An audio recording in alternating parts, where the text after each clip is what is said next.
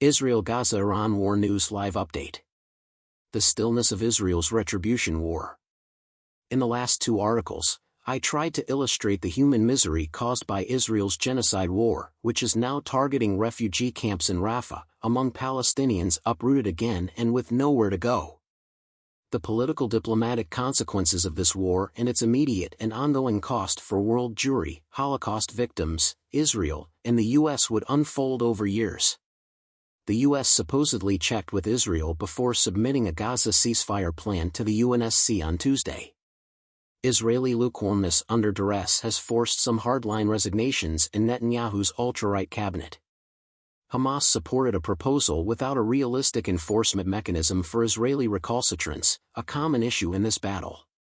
The confrontation will darken U.S.-Iran relations. Final winner Iran. Iran, the sole nation to challenge the U.S.-Israel alliance, has expanded its geostrategic space and perceptual dominance. Despite their enmity of pro-Tehran Hamas, the UMA remains silent on the Palestinian genocide.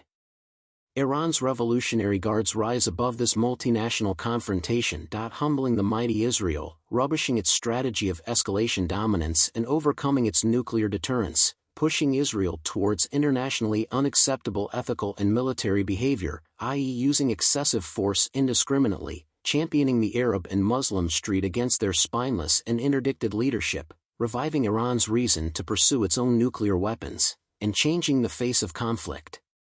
In the me-through effective the list is long. Since it has no constitution, Israel can treat its Arab residents as second-class citizens.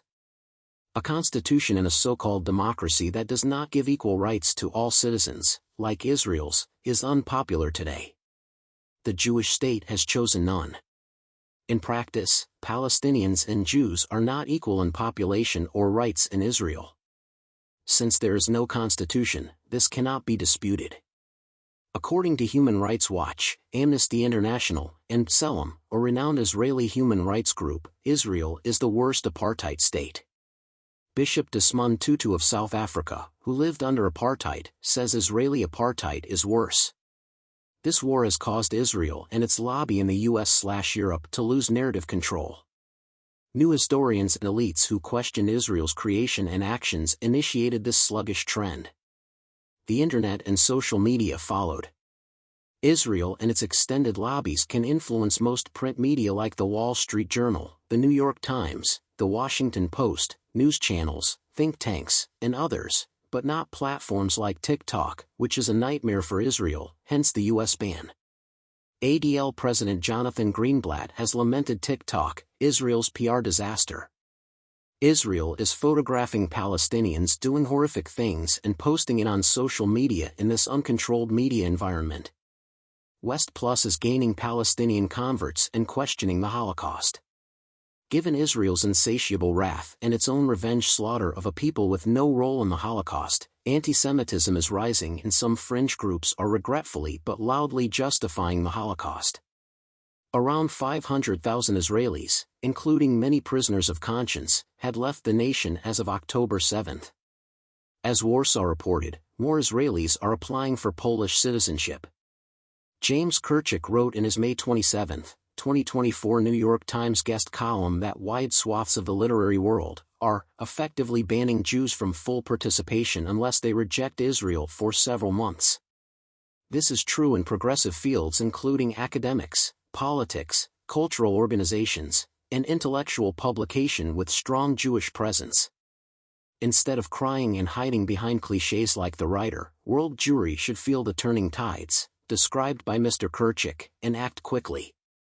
Jewish intellectual might has traditionally controlled West Plus policy and industry. Israeli bombings murdering thousands of Gazan youngsters and maiming many more are changing this perception. People are opposing this stranglehold, which hurts Jews.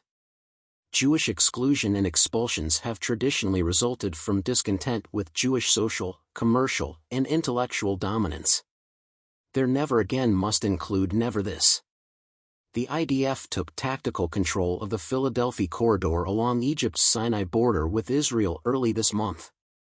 Egyptian authorities repeatedly said Israeli occupation of a buffer zone on the Egypt-Gaza border was unacceptable. Israel's IDF advance reached the southernmost point in decades.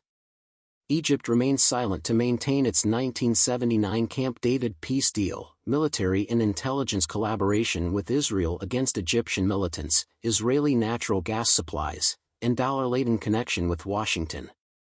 Dear Palestinians, ignore Ummah's quiet as your heart breaks. You are alone but not.